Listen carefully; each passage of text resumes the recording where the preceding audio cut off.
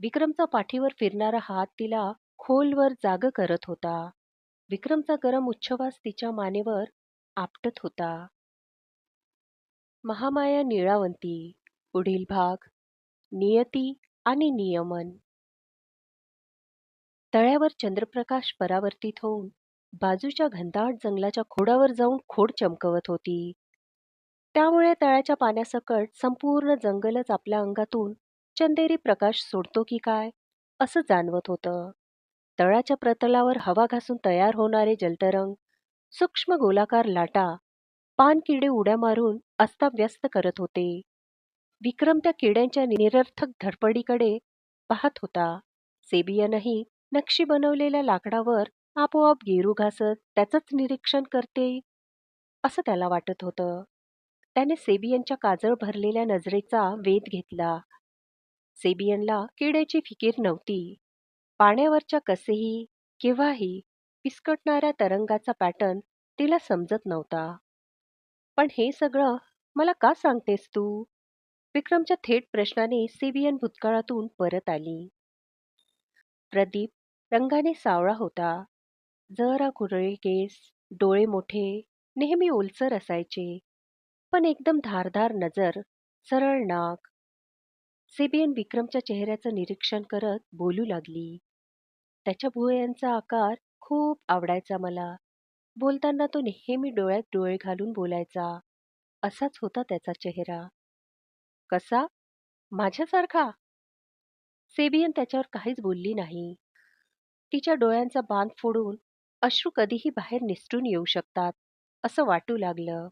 शरीराने जाणती असली तरी मनाने अजूनही पूर्णपणे सज्ञान कुठे होती ती. सेबियनने हाताने आपलं तोंड दाबून धरलं. अचानक हुंदका बाहेर पडू नये म्हणून. विक्रमने तिच्या हातातलं नक्षीदार लाकूड घेऊन बाजूला ठेवलं. विक्रमला तिच्या किशोरवयीन भावात रस नव्हता, पण तिच्या मनाची स्थिती त्याला आपलीशी वाटली. तिचंही काहीतरी सुटून चाललं होतं. विक्रमने तिच्या खांद्यावर हात ठेवला. सेबियनचा हुक्का बाहेर पडला. बांध फुटला. अश्रू ओघळू लागले. काजळ ओघळून गालावर आलं. विक्रमने तिला थोपटून आधार दिला. सेबियन विक्रमच्या खांद्यावर कलंडली. तिचा श्वास फुलला होता. प्रेमभंग झाल्यापासून ती पहिल्यांदाच रडत असावी अशी तिची साचलेली विषण्णता अश्रूंवाटे गालावर ओघळू लागली. विक्रमने तिच्या पाठीवरून हात फिरवून तिला शांत केलं. सेबियनने आपला श्वास आवरला, पण तिचं रडणं थांबत नव्हतं. विक्रमचा पाठीवर फिरणारा हात तिला खोलवर जागं करत होता. विक्रमचा गरम उच्छवास तिच्या मानेवर आपटत होता. चेहरा वर करून तिने विक्रमच्या ओठांवर आपले ओठ ठेवले. तिच्या मुलायम गरम ओठांनी विक्रमच्या ओठांना कवटाळलं, पण विक्रमच्या ओठांना जागृत व्हायला वेळ लागला. सेबीच्या नाजूक हातांचा स्पर्श विक्रमला पाठीवर जाणवला.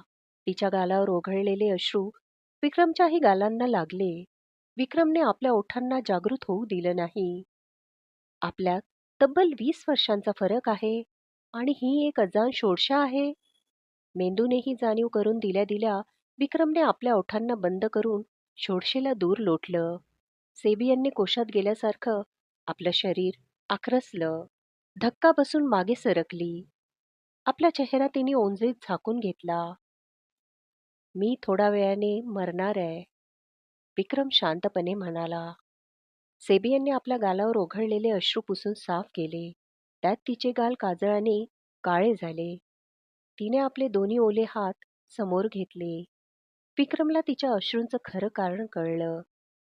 म्हणजे तू स्वतःसाठी रडत नव्हतीस, माझ्यासाठी रडत होतीस तू? विक्रम पुटपुटला. सेबियन काहीही न बोलता उठली. तिचं शरीर अजूनही कंप पावत होतं. विक्रमच्या बाजूला ठेवलेल्या तिने कोरून बनवलेल्या लाकडाकडे पाहिलं. विक्रमने ते लाकूड उचलून तिला द्यायला तिच्या समोर गेलं. ती थरथरती पावलं टाकत निघून गेली.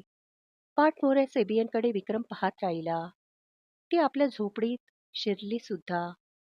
विक्रमने तिने बनवलेल्या सुबक लाकडी दांड्यावरून हात फिरवला. सेबियनकडून विक्रमला भेट होतं ते नक्षीदार लाकूड. मृत्यूपूर्वीची एक भेट. त्याच्यावरच्या नक्षीत एकमेकांना वेटोळे घातलेले साप नव्हतेच. विक्रमच्या डोईवरचे कुरळे केस त्या लाकडावर उमटवलेले होते. संपूर्ण रात्र विक्रम त्या ठिकाणी मृत्यूची वाट पाहत बसून राहायचं ठरवलं.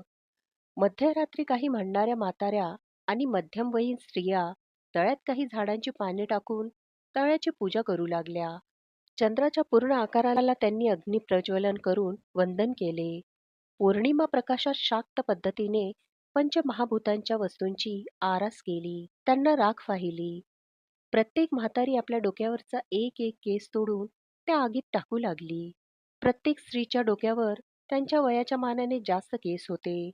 पूर्ण चंद्र आपल्या प्रकाशाने स्त्रियांच्या डोक्यावरील निळसर रंग अजूनच भडक करत होते. त्या स्त्रियांमध्ये सेबियन देखील होती, पण तिने तळाच्याच काठाशी बसलेल्या विक्रमकडे पाहिले देखील नाही. त्या स्त्रीमध्ये सर्वात जास्त तरुण सेबी होती. तिच्यापेक्षा लहान कोणीही नव्हतं. काजळात अश्रू मिसळून काळे झालेले तिचे गोबरे गाल आता स्वच्छ दिसत होते. गुलाबी ओठ मिटलेले होते. सेबियनच्या गात्रांची थरथर दुरूनही विक्रम विभूतीला जाणवली. विक्रम आपल्याकडेच पाहतोय हे तिला वर न बघताही समजलं होतं. पूर्ण कर्मकांड तिने नजर वर न करता पूर्ण केले. जवळपास तासभराने बायका आपापल्या झोपडीत गेल्या. दिवे मालवले गेले. विक्रम विभूते हातात नक्षीदार लाकूड घेऊन त्या लहानशा तळ्याच्या आसपास फिरत राहिला. मृत्यूची वाट पाहत राहिला. पलीकडे झोपड्यात निळ्या केसांची लोक झोपली. काही पहारा म्हणून जागी राहिली. पहारेकरी कवड्या घेऊन चल्लसाट खेळत बसले. काही लोकांची नाकं मोठी होती. कपाळ भलतंच मोठं होतं. काहींचे जबडे फारच लांब होते. ज्यांच्या चेहऱ्यावर ही लक्षणं जास्त होती, त्यांचे केस जास्त निळसर रंगात चमकत होते. विक्रमने बराच वेळ त्यांचं निरीक्षण केलं. पहाऱ्यावर असलेल्या लोकांनीही विक्रमकडे दुर्लक्ष केलं होतं. मध्यरात्रीपर्यंत विक्रमने वाट बघितली. त्यानंतर 4 लोकांनी विक्रमला उचललं आणि तळ्यापलीकडे बांधलेल्या उंच दगडी भिंतीजवळ आणलं. ती जवळपास 20 फूट उंच भक्कम दगडी भिंत होती.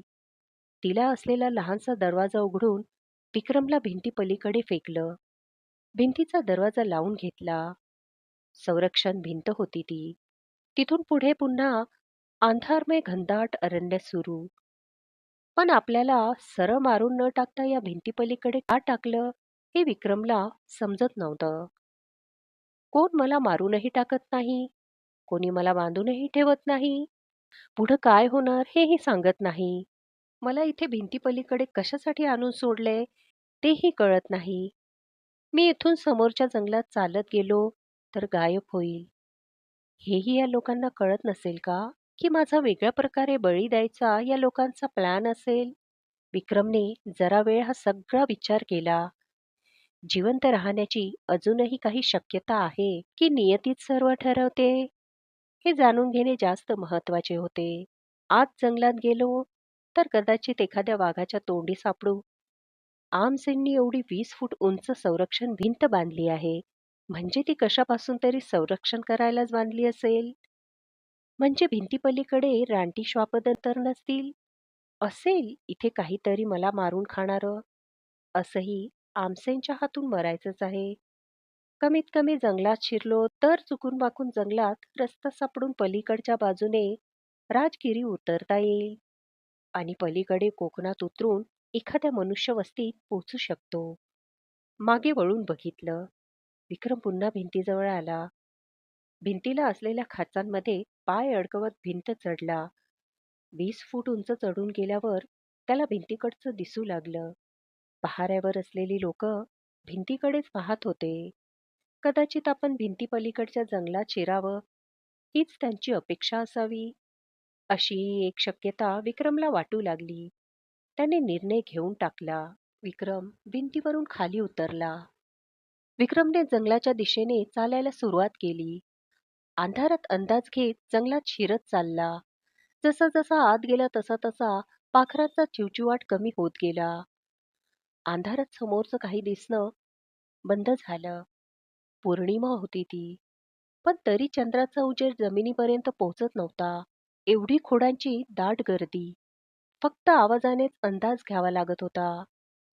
झाडांची सरसं कमी होत गेली. खोल जंगलात झाडांच्या खोडांचा आकार वाढू लागला. एकेका खोडाचा परीख हा आत 4 माणसं लपून बसू शकतील एवढा मोठा. वडाचं अतिभव्य झाड आणि आसपास स्मशान शांतता. झाडांची खोडं विचित्र होती. त्या खोडातून कर कर आवाज येत होता. मधूनच खोडातून जाड साली हलत आहे असं वाटत होतं. एकमेकांवर घासणाऱ्या साली अधूनमधून पालीसारख्या चूक चूक आवाज करत होत्या. संपूर्ण जंगलात तोच आवाज होता. विक्रम जंगलाच्या आत जात राहिला. चंद्रप्रकाशाचा एकही किरण जंगलाच्या आच्छादातून जमिनीपर्यंत पोहोचत नव्हता. त्यामुळे अंधारात झाडांच्या साली कशामुळे एकमेकांना घासत आहेत हे समजण्यापलीकडे होतं. विक्रम अंदाज घेत घेत पुढे चालला. नंतर त्याच्या पायाला दलदल लागली. पुन्हा एका तळ्याचं अस्तित्व जाणवलं. त्या तळ्याच्या पाण्यात न जाता विक्रम त्याच्या कडाकडाने सरकत राहिला. पण हे तळ बरंच मोठं होतं. तळ्याच्या पाण्यातून आणि दलदलीतूनही खोडांचे एकमेकांना घासण्याचे आवाज येत होते. विचित्र हलणाऱ्या झाडांच्या साली आणि पाण्यातून येणारा खरखर आवाज ज्ञानेंद्रियांना अजूनच जागृत करत गेले. एका ठिकाणी विक्रमच्या पायांना एका हलत्या खोडाने स्पर्श केला. पायाला खोड घासलं तसं विक्रम जागीच थबकला. खोड जमिनीलगत घासत घासत दूर निघून गेलं. विक्रमने पापण्या उंचावल्या. विक्रमने पापण्या उंचावून जमेल तेवढे डोळे मोठे करून बघण्याचा प्रयत्न केला. पण अंधारात केवळ अंधाराचीच हालचाल दिसत होती. तळ्याच्या कडेकडेने अंदाज घेत चालायला सुरुवात केली. जवळपास 1-1.5 किलोमीटर अंतर कापल्यावर तो थबकला. तो थांबला. थांबावं लागलं. थंड वाऱ्याचा तडका शरीरावर बसला. त्यावरून कळलं, पुढे जिथे तळ संपेल तिथे डोंगरवरचा तो कडाच संपला होता. समोर खाली खोल दरी होती. समोर एक पाऊल जरी टाकलं तरी शरीर दरीत कोसळत गेलं असतं. विक्रम थिजून जागीच उभा राहिला. दरीत गुंगुंग घोंगणाऱ्या वादळाने कानाच्या पडद्यांना चांगलंच सावध केलं. बर्फासारखा थंडगार वारा सह्याद्रीच्या खोऱ्यातून थेट चेहऱ्यावर आदळून त्वचेतल्या नसानसांना बधीर करीत होता. वाऱ्याचा अतिथंडावा नाकपुड्याच्या आतून फुफ्सात शिरून त्याच्यात थिजायचा प्रयत्न करू लागला. इथून बरंच दूर सह्याद्रीच्या पायथ्याशी असलेल्या गावात एका घरामागच्या गोठ्यात कपड्याखाली थंड लाकडी पेटीत सुरक्षित असलेल्या आनंदाचं फुफ्फुस अशीच मानव निर्मिती बर्फात थिजवण्यात आली होती.